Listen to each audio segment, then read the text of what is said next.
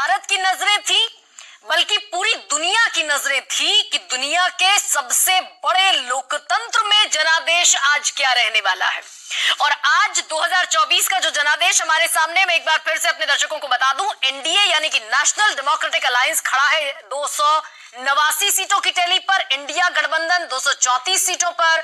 और अगर इंडिविजुअली मैं दो बड़ी पार्टियों की बात करूं तो बीजेपी 240 और कांग्रेस पार्टी अपने दम पर 99 सीटों पर जीती है। और यहां पर third largest party across all parties वो बनी है समाजवादी पार्टी। और समाजवादी पार्टी मुलायम सिंह यादव की गैर मौजूदगी में ये पहला चुनाव लड़ रही है और 37 सीटों पर काबिज होकर तीसरी सबसे बड़ी पार्टी बनी है। तो निश्चित तौर पर यहां से अब दूसरा चरण शुरू होता है इस जनादेश के बाद। पहली चीज ये कि प्रधानमंत्री नरेंद्र मोदी ने जो ट्वीट किया, हालांकि थोड़ी देर पहले उन्होंने बीजेपी मुख्यालय पर संबोधन भी दिया, अपने कार्यकर्ताओं को, अपने समर्थकों को, अपने वोटर्स को धन्यवाद किया, महिला शक्ति को धन्यवाद दिया। तीसरी बार वो सरकार बनाने जा रहे हैं, इस बात पर भी उन्होंने अपनी बात रखी, संविधान की बात की, लोकतंत्र की बात की। लेकिन उन्होंने उसके पहले जो ट्वीट किया था उसकी पहली लाइन मैं आपके सामने रख देती हूं। और वो ट्वीट की पहली लाइन ये है, people have placed their faith in NDA for the third consecutive government। यानी कि एनडीए की सरकार बनने जा रही है। और आपने बड़ा जोर शोर से सारे चुनाव प्रचार के दौरान सुना होगा, अब की बार मोदी सरकार, यानी कि यहां से मोदी सरकार नहीं, एनडीए सरकार की, नेशनल डेमोक्रेटिक अलायंस सरकार की शुरुआत होती है, जिसमें नीतीश कुमार एक बड़े महत्वपूर्ण घटक होंगे, जिसमें चंद्रबाबू नायडू आंध्र प्रदेश के तकरीबन 16 सीटों के साथ वो बहुत महत्वपूर्ण घटक होने वाले हैं। और जो छोटे छोटे और कॉन्स्टिट्यूएंट है, जयंत चौधरी, अनुप्रिया पटेल, संजय निषाद, ओम प्रकाश राजभर, अलावा इसके चिराग पासवान, ये सारे जो छोटे छोटे घटक हैं, ये इस सरकार में बड़ी महत्वपूर्ण भूमिका में होंगे। लेकिन दूसरी तरफ से सुगबुगाहट इस बात की भी है कि इंडिया ब्लॉक भी क्या सरकार बनाने की कवायद में शामिल हो सकता है, क्योंकि जो प्रेस कॉन्फ्रेंस हुई, मल्लिकार्जुन खड़गे, सोनिया गांधी, राहुल गांधी और साथ में जयराम रमेश और साथ में प्रियंका गांधी भी, हालांकि वो कैमरे के सामने नहीं आई, तो राहुल गांधी ने उन संभावनाओं को खारिज नहीं किया। हम सरकार बना सकते हैं, अलायंस से बातचीत चल रही है और सूत्र ये भी बता रहे हैं, मैं सूत्र हालांकि नहीं बोलती, शब्द का मैं इस्तेमाल नहीं करती, लेकिन जो खबरें हैं वो इस तरीके की हैं कि शरद पवार ने नीतीश कुमार से बात की है। और दूसरी खबरें इस तरीके की भी है कि कुछ कॉन्वर्सेशंस हुई हैं जिनके मुताबिक ऐसी बात निकलकर सामने आ रही है कि प्रधानमंत्री पद के चेहरे पर सहमति से फैसला होगा। कल एनडीए की मीटिंग है जिसके लिए नीतीश कुमार, शिवराज सिंह चौहान, तमाम लोग दिल्ली पहुंच रहे हैं। चलिए, तो यहां से गुणा गणित का खेल शुरू होता है, क्योंकि 10 साल में हमने पूर्ण बहुमत की सरकार देखी। पूर्ण बहुमत यानी कि 2014 में भी 282 सीटें मिली भारतीय जनता पार्टी को अपने दम पर, और 2019 में भी 303 के साथ पूर्ण बहुमत, प्रचंड जनादेश भारतीय जनता पार्टी को मिला। स्लिप होकर अब वो 240 पर खड़ी दिख रही है, ये आपके सामने टैली है। 62 सीटों का सीधे सीधे नुकसान। और ये बड़ी चुनौती भी है गठबंधन सरकार चलाना, यकीनन चैलेंजिंग जॉब भी होने जा रहा है। मेरे साथ जो मेहमान जुड़ रहे हैं मैं परिचय कराती हूँ। शिवम चावड़ा मेरे साथ हैं, प्रवक्ता भारतीय जनता पार्टी के। आनंद माधव स्टूडियो में है, प्रवक्ता कांग्रेस पार्टी। फराज किदवई एक दफा फिर से जुड़ गए हैं, समाजवादी पार्टी के प्रवक्ता। स्वयं पुरोहित है, तृणमूल कांग्रेस से। पश्चिम बंगाल का बैटल जिस तौर पर लड़ा गया उसमें आखिर तक अनिश्चितता थी, नॉन प्रेडिक्टिव स्टेट था। स्वयं पुरोहित मेरे साथ है। और अभिषेक झा जेडीयू के प्रवक्ता खिड़की में मुझे नजर आ रहे हैं। और अलावा इसके स्टूडियो में दो खास मेहमानों में से मैंने एक का जिक्र किया, आनंद माधव, और दूसरे खास मेहमान मेरे साथ है अविनाश कल्ला, वरिष्ठ पत्रकार के तौर पर। मैं अविनाश आप ही से शुरू करूं, और मुझे ये जो डायरेक्शन है इस जनादेश की, आगे आने वाले जो 3 या 4 दिन होंगे बड़े क्रूशियल होंगे। किस डायरेक्शन में इंडिया ब्लॉक और किस डायरेक्शन में एनडीए ब्लॉक आगे बढ़ेगा, मेरे दर्शकों को सबसे पहले ये बता दीजिए, क्योंकि पूर्ण बहुमत की सरकार नहीं है और 10 साल बाद ये हो रहा है। देखिए, 10 साल बाद हो रहा है और एक इस संभावनाओं को बिल्कुल नहीं नकारा जा सकता कि क्या इंडिया ब्लॉक सरकार बनाएगा, क्योंकि अगर उनमें नीतीश और चंद्रबाबू नायडू के नंबर जोड़ दिए जाएं तो वो आंकड़ा पा सकते हैं। और कांग्रेस ने अभी तक ये दाव नहीं किया है कि हम लीड करेंगे गवर्नमेंट, तो पॉसिबिलिटीज ओपन है, उनके पास बार्गेन की ज्यादा पावर है, क्योंकि अगर वो एनडीए में रहते हैं तो तय है कि प्रधानमंत्री मोदी ही कंटिन्यू करेंगे, लेकिन अगर वो इंडिया गठबंधन में जाते हैं तो संभावनाएं वहां से शुरू होती है कि किसको क्या मिल सकता है। और इन दोनों नेताओं का ट्रैक रिकॉर्ड कुछ इसी तरह का रहा है कि आइडियोलॉजिकली ये दोनों न्यूट्रल रहते हैं, इनको सीट फर्स्ट चाहिए, तो कौन कितना अच्छा और हार्ड बार्गेन कर सकता है, एक बात उस पर भी रहेगी। और दूसरी बात ये है कि अभी तक प्रधानमंत्री मोदी जो है, जब से वो राजनीतिक करियर में उन्होंने एक्टिव गवर्नेंस रोल में आए हैं, उन्होंने एक क्लीन मैंडेट और एक पूरी मेजॉरिटी की सरकार चलाई है, तो उस पर भी अटकलें है कि क्या वो एक कोएलिशन को लीड कर पाएंगे, बिकॉज कोएलिशन में कई तरह के कोएलिशन कंपल्शंस होते हैं और यहाँ उनको कम से कम 32 लोगों का और सपोर्ट चाहिए, तो ऐसा भी नहीं है कि सपोर्ट कम चाहिए। तो ये सारी संभावनाएं है। आपने कहा कि राहुल गांधी ने इसको नकारा नहीं है, तो इंडिया ब्लॉक अपनी चांसेस ओपन रख रहा है। भारत की नजरें थी, बल्कि पूरी दुनिया की नजरें थी कि दुनिया के सबसे बड़े लोकतंत्र में जनादेश आज क्या रहने वाला है। और आज 2024 का जो जनादेश हमारे सामने, मैं एक बार फिर से अपने दर्शकों को बता दूं, एनडीए यानी कि नेशनल डेमोक्रेटिक अलायंस खड़ा है 289 सीटों की टैली पर, इंडिया गठबंधन 234 सीटों पर। और अगर इंडिविजुअली मैं दो बड़ी पार्टियों की बात करूं तो बीजेपी 240 और कांग्रेस पार्टी अपने दम पर 99 सीटों पर जीती है। और यहां पर third largest party across all parties वो बनी है समाजवादी पार्टी। और समाजवादी पार्टी मुलायम सिंह यादव की गैर मौजूदगी में ये पहला चुनाव लड़ रही है और 37 सीटों पर काबिज होकर तीसरी सबसे बड़ी पार्टी बनी है। तो निश्चित तौर पर यहां से अब दूसरा चरण शुरू होता है इस जनादेश के बाद। पहली चीज ये कि प्रधानमंत्री नरेंद्र मोदी ने जो ट्वीट किया, हालांकि थोड़ी देर पहले उन्होंने बीजेपी मुख्यालय पर संबोधन भी दिया, अपने कार्यकर्ताओं को, अपने समर्थकों को, अपने वोटर्स को धन्यवाद किया, महिला शक्ति को धन्यवाद दिया, तीसरी बार वो सरकार बनाने जा रहे हैं, इस बात पर भी उन्होंने अपनी बात रखी, संविधान की बात की, लोकतंत्र की बात की। लेकिन उन्होंने उसके पहले जो ट्वीट किया था उसकी पहली लाइन मैं आपके सामने रख देती हूं, और वो ट्वीट की पहली लाइन ये है, people have placed their faith in NDA for the third consecutive government। यानी कि एनडीए की सरकार बनने जा रही है। और आपने बड़ा जोर शोर से सारे चुनाव प्रचार के दौरान सुना होगा, अब की बार मोदी सरकार, यानी कि यहां से मोदी सरकार नहीं, एनडीए सरकार की, नेशनल डेमोक्रेटिक अलायंस सरकार की शुरुआत होती है, जिसमें नीतीश कुमार एक बड़े महत्वपूर्ण घटक होंगे, जिसमें चंद्रबाबू नायडू आंध्र प्रदेश के तकरीबन 16 सीटों के साथ वो बहुत महत्वपूर्ण घटक होने वाले हैं। और जो छोटे छोटे और कॉन्स्टिट्यूएंट है, जयंत चौधरी, अनुप्रिया पटेल, संजय निषाद, ओम प्रकाश राजभर, अलावा इसके चिराग पासवान, ये सारे जो छोटे छोटे घटक हैं, ये इस सरकार में बड़ी महत्वपूर्ण भूमिका में होंगे। लेकिन दूसरी तरफ से सुगबुगाहट इस बात की भी है कि इंडिया ब्लॉक भी क्या सरकार बनाने की कवायद में शामिल हो सकता है, क्योंकि जो प्रेस कॉन्फ्रेंस हुई मल्लिकार्जुन खड़गे, सोनिया गांधी, राहुल गांधी और साथ में जयराम रमेश और साथ में प्रियंका गांधी भी, हालांकि वो कैमरे के सामने नहीं आई, तो राहुल गांधी ने उन संभावनाओं को खारिज नहीं किया। हम सरकार बना सकते हैं, अलायंस से बातचीत चल रही है और सूत्र ये भी बता रहे हैं, मैं सूत्र हालांकि नहीं बोलती, शब्द का मैं इस्तेमाल नहीं करती, लेकिन जो खबरें हैं वो इस तरीके की हैं कि शरद पवार ने नीतीश कुमार से बात की है। और दूसरी खबरें इस तरीके की भी है कि कुछ कॉन्वर्सेशंस हुई हैं जिनके मुताबिक ऐसी बात निकलकर सामने आ रही है कि प्रधानमंत्री पद के चेहरे पर सहमति से फैसला होगा। कल एनडीए की मीटिंग है जिसके लिए नीतीश कुमार, शिवराज सिंह चौहान, तमाम लोग दिल्ली पहुंच रहे हैं। चलिए, तो यहां से गुणा गणित का खेल शुरू होता है, क्योंकि 10 साल में हमने पूर्ण बहुमत की सरकार देखी। पूर्ण बहुमत यानी कि 2014 में भी 282 सीटें मिली भारतीय जनता पार्टी को अपने दम पर, और 2019 में भी 303 के साथ पूर्ण बहुमत, प्रचंड जनादेश भारतीय जनता पार्टी को मिला। स्लिप होकर अब वो 240 पर खड़ी दिख रही है, ये आपके सामने टैली है। 62 सीटों का सीधे सीधे नुकसान, और ये बड़ी चुनौती भी है गठबंधन सरकार चलाना, यकीनन चैलेंजिंग जॉब भी होने जा रहा है।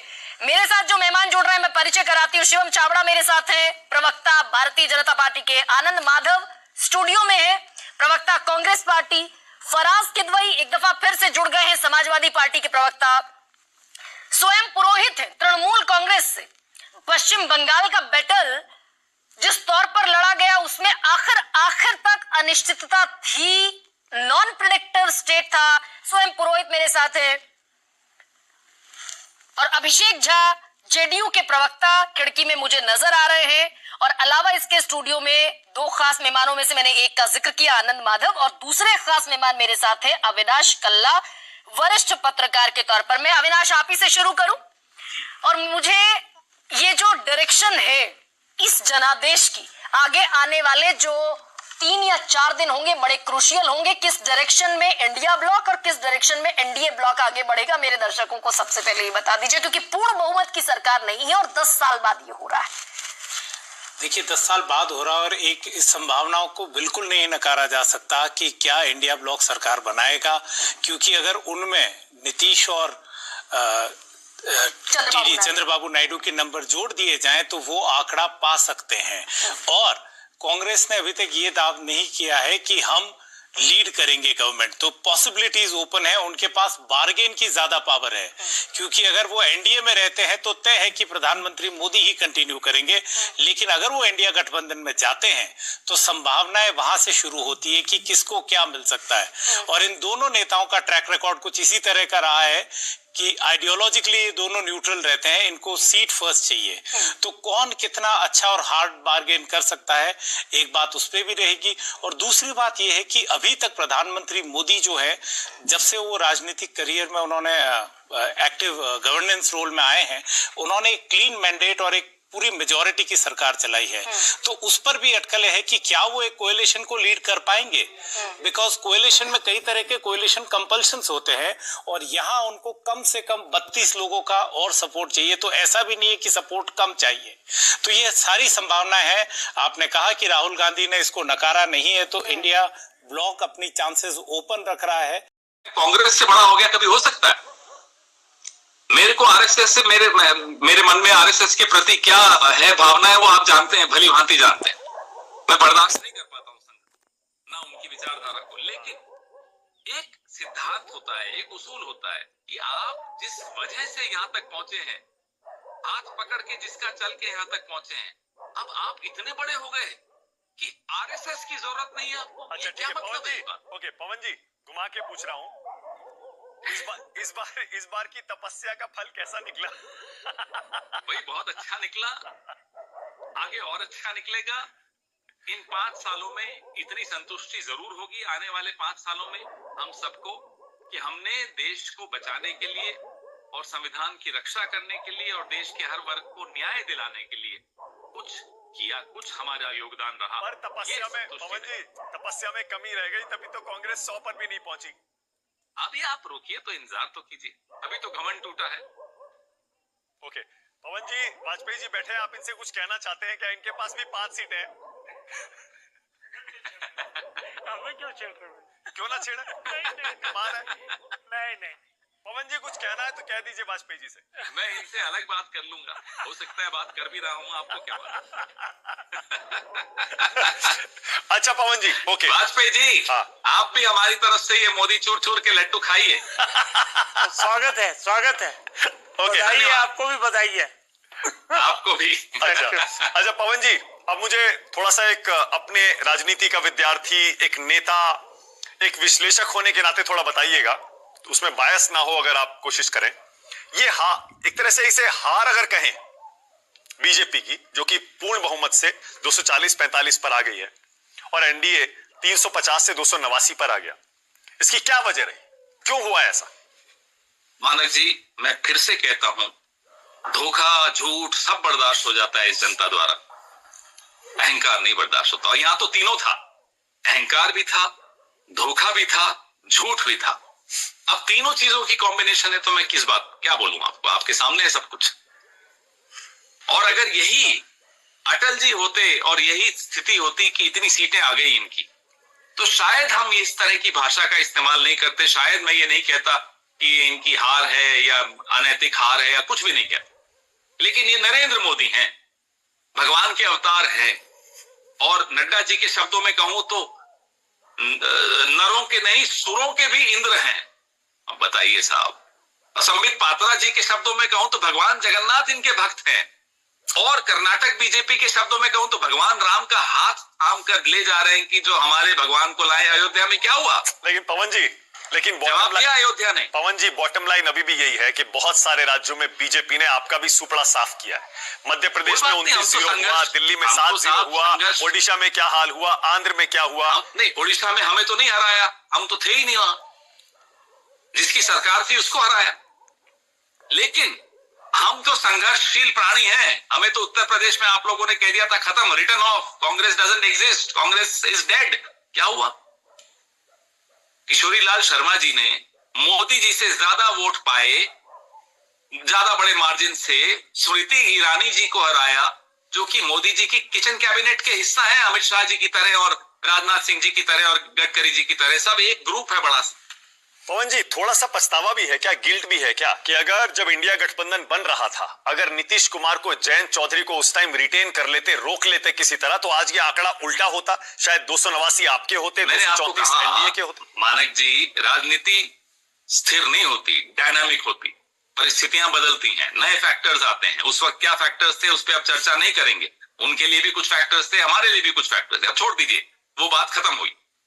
कल एक नई सुबह है, आज की रात लंबी है। आज की रात लंबी है, पवन जी बार बार ये इशारा कर रहे हैं। और पवन जी, आपको पता है कांग्रेस के थिंक टैंक में शामिल हैं, कांग्रेस के उस कोर ग्रुप में जहां सारे रणनीतिक फैसले लिए जाते हैं। पवन जी, राहुल गांधी की छवि इस जीत के बाद, कांग्रेस की सीटें डबल होने के बाद देश में, उसका क्या होगा, उस छवि का कितनी सुधरेगी? बात सीटों की भी नहीं है, इससे आधी सीटें आती तो भी मैं कहता कि उस व्यक्ति की छवि भारत जोड़ो यात्रा से शुरू हुई, लोगों को समझ में आया कि ये तो अरबों रुपए खर्च करके इस व्यक्ति की, एक नेक आदमी की, एक अच्छे नेता की, जिसका दिल दिमाग पूरा भारत के लिए दिल धड़कता हो, जिसका, उसकी छवि बिगाड़ने के लिए जो करोड़ों रुपए, अरबों रुपए खर्च किए भाजपा ने, लोगों की आंखें खुल गई कि नहीं, ये गलत किया, ये आदमी अलग है। आज पूरे देश की राजनीति में एक ऐसा नेता है जो न्याय की बात कर रहा है, जो दलितों की, पिछड़ों की, महिलाओं की, आदिवासियों की, किसानों की, नौजवानों की, मध्यम वर्ग की, व्यापारियों की, सबकी बात कर रहा है। मुझे लगता है कि छवि तो पहले से, जो राहुल गांधी नहीं बदला, लोगों का राहुल गांधी को देखने का नजरिया बदला। अच्छा, ओके, तो फिर ये भी बता दीजिए, क्या राहुल गांधी को पीएम बनाने की कोशिश कांग्रेस पार्टी की तरफ से होगी? पवन जी, आप देखिए, ये सवाल सिर्फ कांग्रेस से लेना ठीक नहीं है। गठबंधन है, हम गठबंधन का धर्म बहुत अच्छी तरह निभाना जानते हैं। आपने देखा सीट वितरण में कैसे निभाया, जहां हमारे वर्कर्स ने हम पर बहुत दबाव डाला कि ये सीट आपको नहीं देनी चाहिए गठबंधन को, हमने फिर भी दी, ये बड़ा दिल दिखाया। तो हम गठबंधन धर्म का पालन करते हैं। इस तरह के किसी सवाल का अकेले कांग्रेस पार्टी जवाब दे, ये अच्छी बात नहीं। आखिरी सवाल, क्या प्रियंका गांधी, अगर राहुल गांधी रायबरेली की सीट छोड़ते हैं, तो क्या प्रियंका गांधी उपचुनाव लड़कर लोकसभा जाएंगी? पवन जी, अब ये पार्टी के अध्यक्ष और पार्टी का नेतृत्व निर्णय लेगा, इसमें मैं अकेला कैसे जवाब दे सकूंगा? मुझे तो नहीं मालूम होगा कि क्या निर्णय है। इस निर्णय तो पार्टी की एक प्रक्रिया है निर्णय की। इस चुनाव का सबसे बड़ा लूजर कौन है पवन जी? जो भगवान का अवतार मान के चल रहा था अपने आप। और सबसे बड़ा विनर कौन है? लड्डू खाइए, छोड़िए। स्टूडियो में लाइए पवन जी, स्टूडियो में लाइएगा। जरूर लाऊंगा। थैंक यू सो मच, बहुत धन्यवाद, आपने समय निकाला। धन्यवाद। वाजपेयी जी, जवाब दे दीजिए पवन खेड़ा का। पवन, वो कह रहे हैं कि वो तो अपने ही हैं, कभी भी आ जाएंगे। नहीं, पवन खेड़ा जी बढ़िया आदमी है। देखिए, राजनीतिक में सबसे रिश्ते होती हैं, लेकिन पार्टी का एक विजन होता है, पार्टी का एक मैनिफेस्टो होता है, पार्टी का कैडर होता है, और सर्वप्रथम देश के बारे में सोचा जाता है। मुझे ताज्जुब हो रहा है कि पवन जी कह रहे हैं बार बार कि प्रधानमंत्री ने अपने आप को अवतार कहा। मुझे तो नहीं लगता ऐसा कभी उन्होंने अवतार कहा। उन्होंने हाँ ये जरूर कहा कि ईश्वर मेल से सेवा कराना चाहता है, ऐसा लगता है मुझे। नहीं, मैंने सुना ये वर्ड। नहीं, क्या कहा था? नहीं, उन्होंने जो कहा था सबके सामने है, वीडियो भी पड़ा हुआ है। क्या कहा था बताओ मुझे। उन्होंने कहा था कि मुझे पता है वामपंथी मेरी धज्जियां उड़ा देंगे, लेकिन मेरी माँ की मृत्यु के बाद मैं कन्विंस हो चुका हूँ। आज की बात नहीं कर रहा, मैं पहले की बात कर रहा हूँ। मैं अभी हाल के इंटरव्यू की बात कर रहा हूँ। ठीक है, बताइए। उन्होंने कहा मैं कन्विंस हो चुका हूँ कि मैं बायोलॉजिकली पैदा नहीं हुआ हूँ। इस तरह की बात कही है उन्होंने, और मुझे ऊपर वाले ने भेजा। मैंने जो स्टेटमेंट सुनी वो मैंने ये बताई आपको कि उन्होंने कहा कि भगवान ने मुझसे ये काम कराना चाहता है, सेवा कराना चाहता है, इस तरह की बात उन्होंने की। देखिए, सवाल ये नहीं, सवाल ये है कि मैंडेट आज क्या आया। मैंडेट प्री पोल अलायंस का जो एनडीए का गठबंधन है, हाँ। उसको मैंडेट जनता ने दिया है। ओके। 289 सीटें आपका चैनल अभी भी दिखा रहा है इस बात। अरे पर आप तो सरकार, आप तो मौसम वैज्ञानिक थे, रामविलास पासवान, उनके बेटे को क्या हो गया? हम लोग तो 14 से लगातार साथ हैं, बाकायदा उनके साथ। बेटे को क्या हो गया चिराग पासवान? क्यों, उन्होंने क्या किया? वो क्यों सही नहीं पढ़ पाए? क्या नहीं पढ़ पाए? अरे हवा देखिए, 5 सीटें आई हैं हमारी बिहार में। और गठबंधन की सीटें कहाँ रही? बिहार में 350 से देखिए कितने 289 पे आ गए। देखिए, सवाल ये नहीं है, वो हमने टारगेट फिक्स किया कि हम 400 पार करेंगे, लेकिन उसके साथ साथ हम सरकार बनाने से तीसरी बार जा ही रहे हैं। अरे उसमें कहाँ मतभेद है? नीतीश कुमार के खिलाफ आपने झंडा उठाया हुआ था, आप कह रहे थे कलंक है ये लोकतंत्र पर। आज उनका हाल देखिए, सबसे बड़ी पार्टी बन रहे वो। तो उससे क्या फर्क पड़ता है? अगर उनके पास 16 सीटें खड़ी करी है, 16 जीत गए, हमने 5 खड़ी करी, हम 5 जीत गए, कोई कंपटीशन थोड़ी है। अच्छा, एनडीए के गठबंधन का हिस्से के नाते वो भी जीते, हम जीते, सबने एक दूसरे की मदद की, उसमें कहाँ दिक्कत है? 5 साल चलेगी सरकार? बिल्कुल चलेगी, बाकायदा चलेगी, कहाँ दिक्कत है? और मोदी जी पीएम बनेंगे? अब शपथ लेंगे, आपको देखो कल या परसों में पता नायडू जी कहीं नहीं जाएंगे? नायडू जी क्यों जाएंगे? नायडू जी तो आपको मालूम नहीं, नायडू तो सबसे ज्यादा अलाइज पुराने वही है वाजपेयी जी के साथ, एनडीए का हिस्सा थे। ठीक है, और अगर विपक्ष ने कह दिया, इंडिया गठबंधन ने, कि हम नायडू जी को पीएम बना देंगे, तब? पीएम बनाने, इनके बनाने, कांग्रेस का इतिहास आपको मालूम नहीं है? कांग्रेस इसी तरह का लालच देती है और 6 महीने, 12 महीने, 18 महीने में सरकार खींचे गिरा देती है। अब मेरे साथ ये हल्का इतिहास लांबा, है। सुनील साजन और संजय शर्मा टीएमसी से। ममता बनर्जी ने भी क्या जबरदस्त प्रदर्शन किया बंगाल में, बल्कि ये तीनों ही पार्टियों ने बहुत बढ़िया प्रदर्शन किया है। कांग्रेस ने सीटें डबल की है। उत्तर प्रदेश में सुनील साजन की पार्टी ने बीजेपी और एनडीए को पसीना छुड़वा दिया, उनका कांटे की टक्कर दी और आगे निकल गए बल्कि उनसे। और ममता बनर्जी ने तो बंगाल में बीजेपी को धराशायी कर दिया। तीनों को बधाई। लेकिन पहले हल्का लांबा, हल्का जैसे पवन जी इशारा कर रहे हैं, खड़गे जी खुद कह के गए हैं, क्या सरकार बनाने की कोशिश होगी क्या? बिल्कुल। देखिए, किसी को भी पूर्ण बहुमत नहीं मिला है, स्वाभाविक है। अब बाकी सब संगठनों से, पार्टियों से, उसकी लीडर से बातचीत होगी।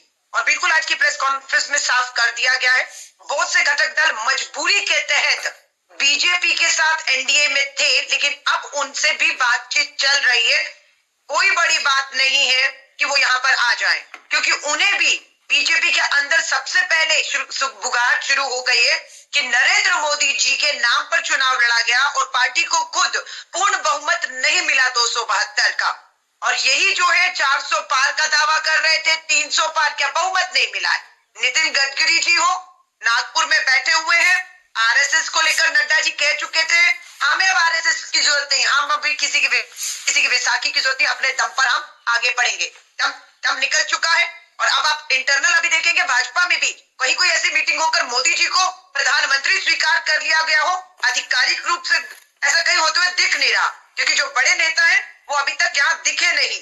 सिर्फ राजनाथ सिंह जी थे, अमित शाह जी और नड्डा जी राष्ट्रीय अध्यक्ष बैठे हुए थे। बहुत बड़े नेता अभी तक उस मीटिंग से बाहर है। तो बहुत बड़ी बात नहीं कि भाजपा के अंदरूनी ही और बाहर से समर्थन देने वाले मोदी जी के नाम को लगा दे और शायद भाजपा को ही सिर्फ इस सरकार को बनाए रखने के लिए कोई नया नाम देना पड़े, बड़ी बात नहीं है। लेकिन हमारी बात स्वाभाविक है, अपने घटक दल जो इंडिया का जो, उसके साथ साथ उनके माध्यम से या सीधे भी एनडीए के वो लोग जो मजबूरी में उनके साथ जाना पड़ा उन्हें, उनसे भी बात चल रही है। कोई बड़ी बात नहीं, इंडिया अलायंस की सरकार आपको करते हुए आने वाले समय में दिखेगी। बहुत बढ़िया, हल्का भी देखिए इशारों में बड़ी बात करी है। सुनील साजन, सुनील, कौन कौन आ सकता है आपके साथ सरकार बनाने के लिए? अब ये तो आपने बड़ा सवाल पूछा है, लेकिन इसका उत्तर मैं साधारण भाषा में दे सकता हूं। पहली बात तो बड़ी जिम्मेदारी के साथ कह सकता हूं कि अगले प्रधानमंत्री के रूप में नरेंद्र मोदी जी नहीं होंगे। दूसरी बात, इंडिया गठबंधन का प्रधानमंत्री होगा, की सरकार होगी। कौन आएगा, कैसे आएगा, क्योंकि हम समाजवादी लोग हैं और हमारे नेता का पूरा प्रयास रहेगा कि देश में जितने समाजवादी विचारधारा के लोग हैं, जो गांधी जी को मानते हैं, डॉक्टर लोहिया को मानते हैं, डॉक्टर अंबेडकर को मानते हैं, कर्पूरी ठाकुर को मानने वाले लोग, जयप्रकाश नारायण को मानने वाले लोग, रामविलास पासवान को